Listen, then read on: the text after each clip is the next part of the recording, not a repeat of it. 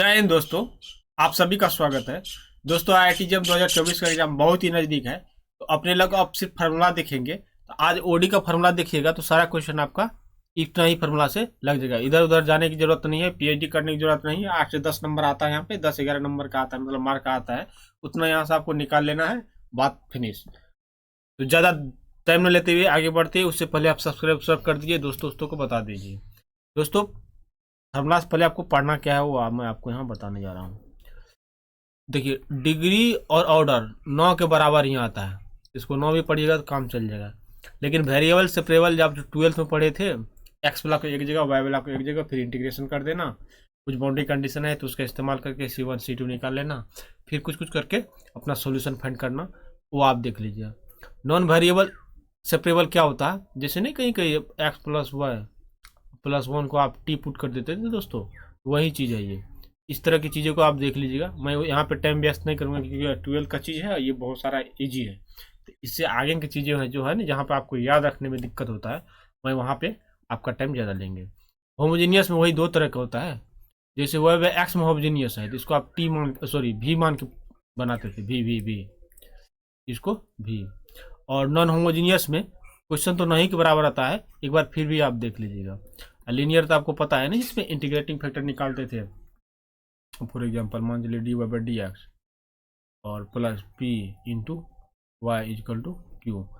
P और Q आप X का फंक्शन है या कांस्टेंट है, ई वाई वहीं आता है। इसका इंटीग्रेटिंग फैक्टर क्या होता है, e power integration of P into D X. और इसका सॉल्यूशन की बात करूँ, सॉल्यूशन की बात Y into I F equal to sorry integration I F गुना ये राइट साइड वाला क्यू इंटू डी एफ। फिर इसको गुना भाग सोल्यूशन करके जो आएगा वही आंसर होगा, बाद में प्लस सी कर दीजिएगा। और क्या यहाँ पे कुछ बोलना चाह रहे थे हम, कोफिशिएंट यहाँ पे डी वाई डी एक्स का 1 होना चाहिए, ये ख्याल रखिएगा। नॉन लीनियर जिसको बर्नौली बोलते हैं उसको भी एक बार देख लीजिएगा, ठीक है। और दोस्तों ये होमोजीनियस जो होता है ना, होमोजीनियस जनरली एडजेक्ट डिफरेंशियल इक्वेशन से भी बन जाता है, तो वो भी आपको अभी दिखाएंगे। देखिए एडजेक्ट का नाम लेते ही एडजेक्ट से आ गया। कोई भी डिफरेंशियल इक्वेशन मान लीजिए उसका शक्ल इस तरह से है, ये एडजेक्ट है कि नहीं है वो चेक करने के लिए ये कंडीशन आपका फॉलो होना चाहिए। जैसे डी एम बटा डी है डेल एम बटा, ये पार्शियल डेरिवेटिव है। जैसे एम यहाँ है ना, एम ये दूर वाला के साथ करिएगा। दूर वाला क्या है, डी एक्स है कि डी वाई वाई है, वाई के रिस्पेक्ट में एन एन यहाँ है, ये नज़दीक ये है, दूर क्या है एक्स है, एक्स करिएगा, ऐसे याद रखिएगा। अब बोलिएगा ये एडजेक्ट है तो सॉल्यूशन क्या होगा, सॉल्यूशन कुछ नहीं होता है, M D X plus integration N D Y equal to constant. यहाँ होता है Y equal to C, C मतलब कॉन्स्टेंट, वाई को यहाँ कॉन्स्टेंट ट्रीट करते हैं और यहाँ फ्री फ्रॉम एक्स, मतलब एक्स वाला टर्म नहीं रहना चाहिए, उसके अलावा जो टर्म बच गया उसको यहाँ पे रखते हैं, अदरवाइज नहीं। चलिए ये सब तो छोटी बात है। लेकिन कभी कभी आपको एडजेक्ट नहीं रहेगा तो एडजेक्ट बनाना पड़ेगा। तो एडजेक्ट बनाने के लिए आपको क्या पड़ेगा, मतलब कुछ इंटीग्रेटिंग फैक्टर से मल्टीप्लाई करना पड़ेगा इक्वेशन में। तो इंटीग्रेटिंग फैक्टर निकालिएगा कैसे, वो 5 फॉर्मूला है तो उसको देख लीजिए। आपको पहले तो इक्वेशन इस फॉर्म में रहेगा, अरे यार इस फॉर्म में रहेगा। यदि ये एडजेक्ट नहीं है और एम और एन आपका होमोजीनियस है तो इंटीग्रेटिंग फैक्टर उसका आपको ये होता है, ये देख लीजिए ध्यान से, 1 बटा M X plus N Y. ध्यान रहे नीचे वाला जीरो नहीं होना चाहिए। मान लीजिए ये होमोजीनियस भी नहीं है, लेकिन उसको ना इस डिफरेंशियल इक्वेशन को आप इस फॉर्म में आप लिख सकते हैं, एक्स वाई का function into Y D X F X का फंक्शन इंटू, मतलब यहाँ एक्स कॉमन ले सकते हैं, यहाँ वाई कॉमन ले सकते हैं, यहाँ एक्स और यहाँ वाई, इस तरह की फॉर्म में लिख सकते हैं। तो उसका इंटीग्रेटिंग फैक्टर ये होता है, एक बार देख लीजिए। चलिए नेक्स्ट चलते हैं। मान लीजिए डिफरेंशियल इक्वेशन ये है और एडजेक्ट नहीं है, लेकिन ये कंडीशन आप निकाले, ये कंडीशन ऐसे बोला और इसको फॉलो कर गया, मतलब 1 बटा एन, और यही एन आपका दूर जाता है, समझे, और ये एक्स जो है ये यहाँ आता है, मतलब ये कंडीशन आपका फॉलो कर रहा है। इंटीग्रेटिंग फैक्टर आपका ये होगा। सिमिलरली एन की जगह पे एम दे दीजिए, एम जगह पे एन दे दीजिए, तो यदि ये फॉर्म करेगा, लेकिन इस राइट साइड में वाई का फंक्शन आना चाहिए या तो कॉन्स्टेंट आना चाहिए, तो इंटीग्रेटिंग फैक्टर आपका ये हो जाएगा। चलिए देखते हैं। और ये भी फॉर्म बहुत ही इंटरेस्टिंग है दोस्तों। जैसे मान चलिए कांस्टेंट कोफिशिएंट वाला की मैं बात कर रहा हूँ। अब ये क्वाड्रेटिक के लिए मैं बता रहा हूँ, आप पोनोमियल टर्मिनल सब के लिए कर सकते हैं, मतलब 3 डिग्री 4 डिग्री, जनरली 2 डिग्री का आता है, तो इसलिए मैं ये बता रहा हूँ। इसका आप रूट्स निकालिएगा, सी आप जो बोलते हैं दोस्तों, इसका रूट्स निकालिएगा, मतलब रूट्स रियल आ गया और डिफरेंट आ गया, तो उसका सॉल्यूशन ये होता है। ध्यान रख लीजिए, याद रखने का तरीका बता रहा हूँ। C1 ई पावर एगो रूट प्लस C2 ई पावर दूसरा रूट। अब बोलिए इक्वल है, इक्वल है तो कोई बात नहीं, ये होगा फिर मतलब λ1 λ2 इक्वल ही है, तो C1 plus C2 into X e power एक जो रिपीट जो कर रहा है रूट वो इंटू एक्स। अब बोलिएगा कॉम्प्लेक्स रूट है, मतलब अल्फा प्लस आई बीटा, कुछ नहीं, e power alpha X into C1 cos beta X C2 sine beta X. मतलब ये पहला वाला ना यहाँ पे ई के कपाड़ पर चढ़ता है, ये दूसरा वाला आई के बगल वाला जो है ना ये साइन कॉस के आर्ग्यूमेंट में मतलब जाके बैठ जाता है। चलिए सिर्फ आप रिवीजन कर लीजिए, एक बार आखिर नज़र डाल लीजिए।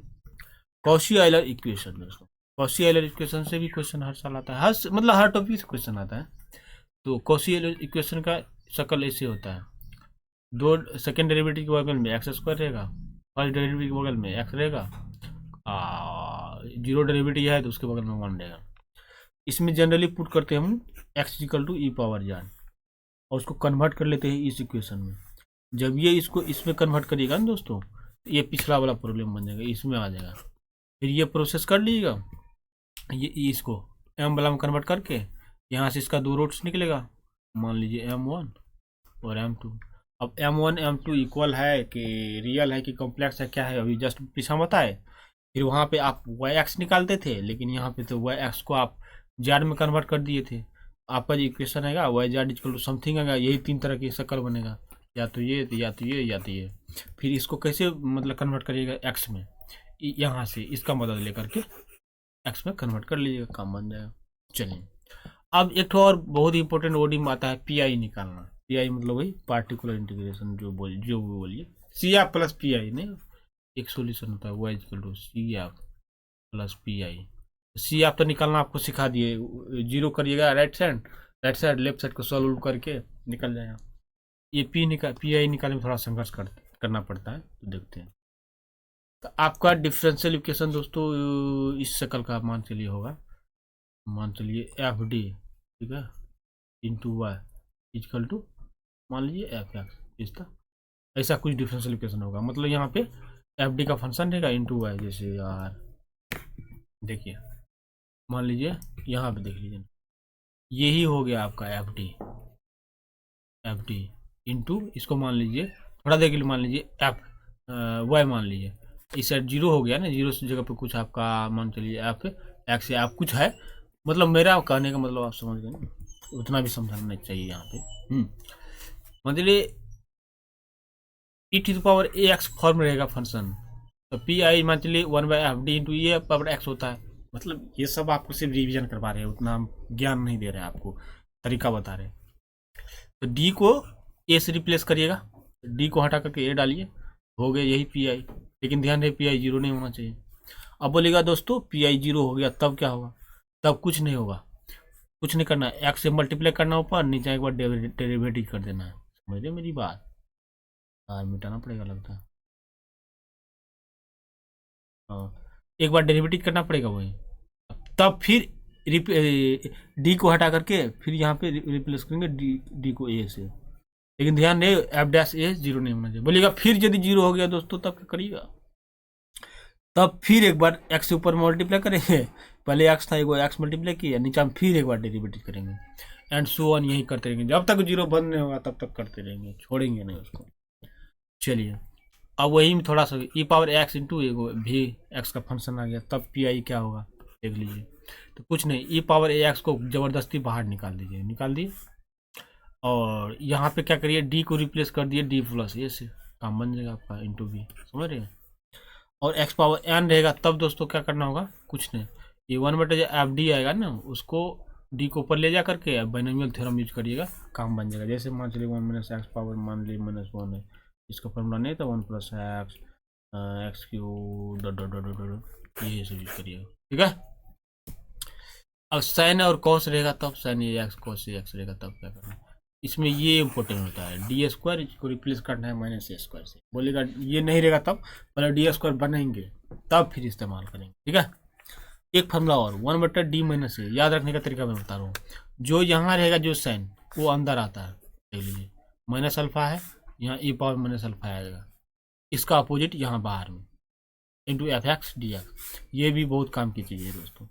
अब कुछ ना, अल्फा को माइनस अल्फा से रिप्लेस कर दीजिए तो ये आ जाएगा, ठीक है।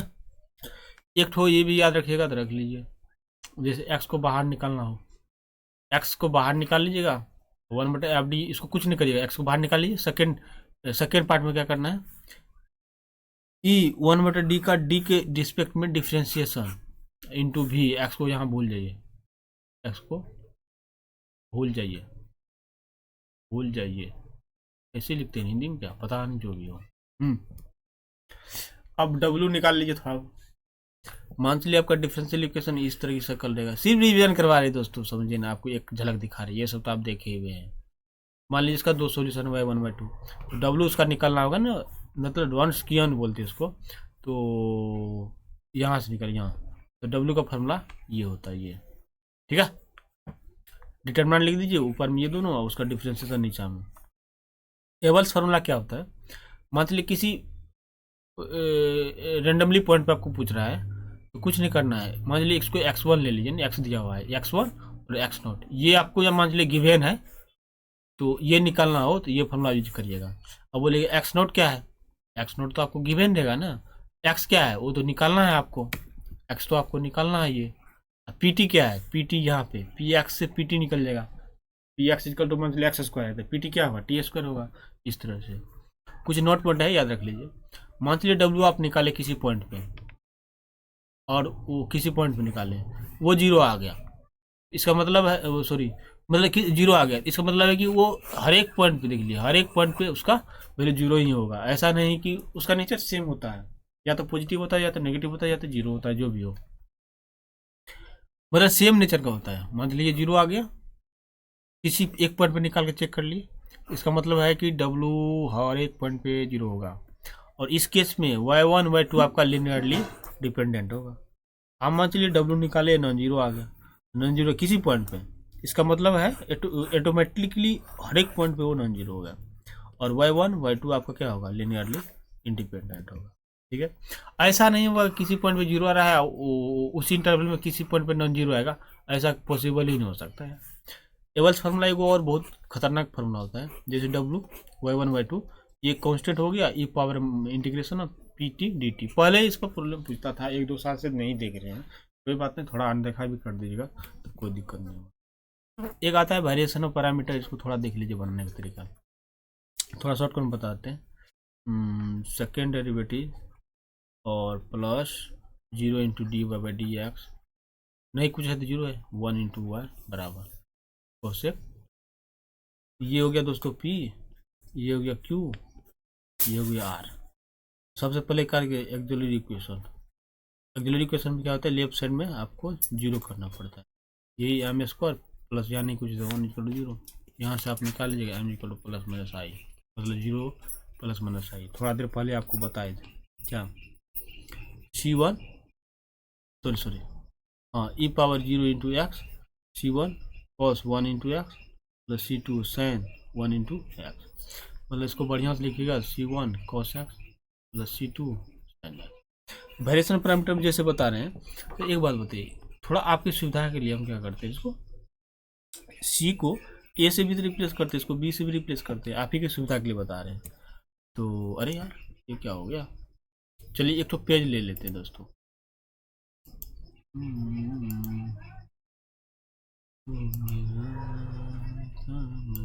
चलिए पेज ले, ठीक है।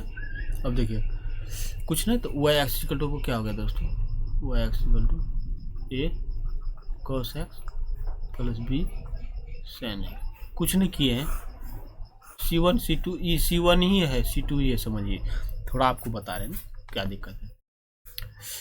और ये हो गया दोस्तों y1, ये हो गया y2, ठीक है। यहाँ से आप w निकाल लीजिए, y1 y2, y1 का डैश y2 का डैश, जो भी निकला शायद 1 निकलता है, मान चलिए।